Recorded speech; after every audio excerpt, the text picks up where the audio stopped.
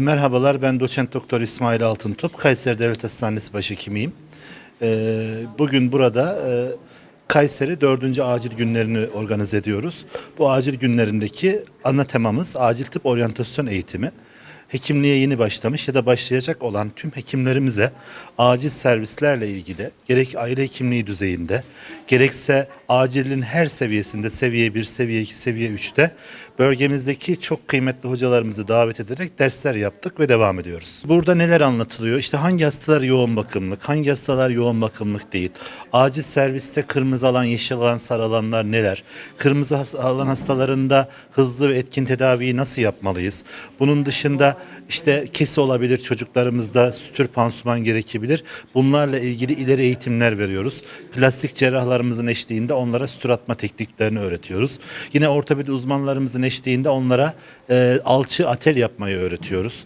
Ve bölge getirdiğimiz bazı maketler ve CPR cihazlarıyla beraber onların CPR dediğimiz yani resitasyonda yaşam kurtarıcı ünitelerde kullanacağı cihazları tanıtıyoruz. Sadece Kayseri'den değil, bugün Ankara'dan, Kahramanmaraş'tan, Gaziantep'ten ve Mersin'den, Adana'dan gelen hocalarımız var. Moderatörlük yapıyorlar. Gönülden ücretsiz bunu destekliyorlar. İnşallah bunu geleneksel hale getirmeyi düşünüyoruz. Dördüncüsünü bugün tamamlayacağız. Hep beraber şimdi eğitimlerimize devam ediyoruz. Beşincisini de yine yaparak geleneksel bu eğitimlerimize devam edeceğiz. Eğitimleri alanlar memnunlar çünkü aralarda hediyeler verdik. Onlara bazı hediyeler verdik. Yarışmalar yapıyoruz. Ayrıca fasıl ekibimiz var yine hekimlerden oluşan. Onlar bir fasıl verdiler. Çok mutlu oldular. Genel yüzler güldü. Biraz maske mesafe kurallarına dikkat ederek aslında bir nevi de buluşma oldu bize. Pandemi azalmış gibi gözükse de pandemiyle mücadelemiz devam ediyor. Bu arada bu camia birbirini görmüş oldu. Buraya gerek Erciyes Üniversitemizden, gerek Kayseri Şehir Tıp Fakültemizden, Şehir Tıp Fakültesi başhekimimiz, yine üniversitedeki Erciyes Üniversitesi dekanımız, başhekimimiz ve diğer tüm hocalarımız, Sağlık Müdürlüğümüz tüm birimleriyle katıldılar. Müdürlük düzeyinde katıldılar. Büyükşehir Belediye Başkanımız bu hekim olması nedeniyle katkı verdi, geldi. Çok mutlu olduk. Gelen misafirler mutlu etti bizi. Genelde yüzler güldü. Biz de mutlu olduk. Amacımız daha iyi sağlık hizmeti vermek. Bu hizmeti yaygınlaştırmak, bilgilerimizi yeni nesillerle paylaşmak ve gönlümüzü onlara açmak. Bugünün bir sloganı var. Güzel günlere diyoruz. Yani bu pandemiden sonra güzel günlere sloganımızla herkesi kucaklıyoruz. Selam ve sevgi gönderiyoruz. Sağlıklı günler diliyoruz. Merhabalar, ben Ahmet Akdoğan. Lokman Hekim Akay Hastanesi'nde acil tıp uzmanı olarak çalışıyorum. Acil tıp uzmanıyım. Şimdi buradaki cihazlardan bahsedecek olursak, normalde bizim hastanelerimizde kullandığımız ya da acil sağlık hizmetlerinde kullandığımız laringoskop setlerinin gelişmiş hali.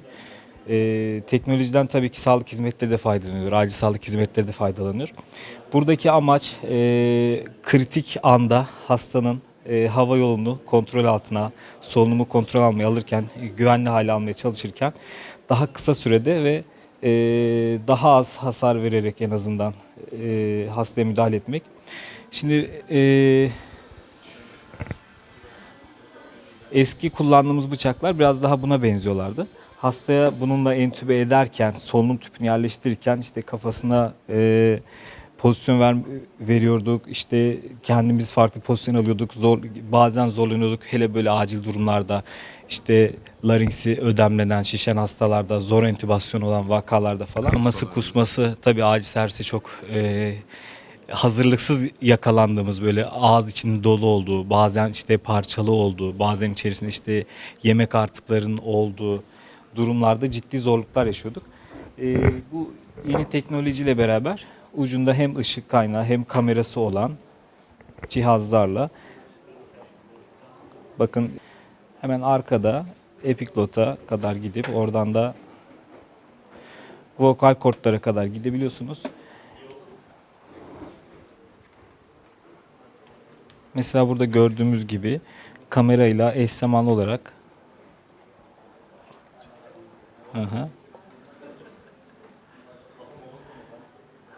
istediğimiz gibi parmağımızla yön verebiliyoruz sağa sola. Ona göre yerini ayarlayıp direkt ses tellerinin arasından geçip nefes borusuna, soluk borusunu yerleştirebiliyoruz. Normalde bu bahsettiğim gibi zor bir entübasyon olsa, travmalı ya da içerisinde gıda artıkları olan ya da anatomik olarak çene yapısı, boğaz yapısı farklı olan bir hastamız olsaydı, zor entübasyonumuz olsaydı hem vakit kaybı hem de ciddi bir konforsuzlukla karşılaşıyorduk. Bu ciddi manada bize yardımcı olan bir cihaz. Bu cihazımız da otomatik CPR makinemiz, otomatik göğüs kompresyon makinesi Lucas 3. Bunun etkisi şöyle, normalde hastaların kalp masajı ihtiyacı olan, göğüs masajı olan hastalara biz manuel elle müdahale ediyorduk. Hastanın tam ideal noktasında iki elimizi birleştirerek ve tamamen kendi gücümüzü kullanarak göğüs masajı yapıyorduk. Bunun bir dezavantajı var. Bir yerden sonra insan gücü sonuçta yorulmaya başlıyorsun. Önemli olan burada çalışmayan kalbi sanki çalışıyormuşçasına kanı pompalamasını sağlamak. Bunu dışarıdan kendi kuvvetimizle yapmak. Bir yerden sonra yavaş yavaş tükenmeye, yorulmaya başlıyorsunuz. Bunun yerine bu otomatik CPR makineleri geliştirildi. Tamamen kılavuza uygun bir şekilde oranda ve onun derinliğine uygun bir şekilde kalp masajı yapmaya başlıyor.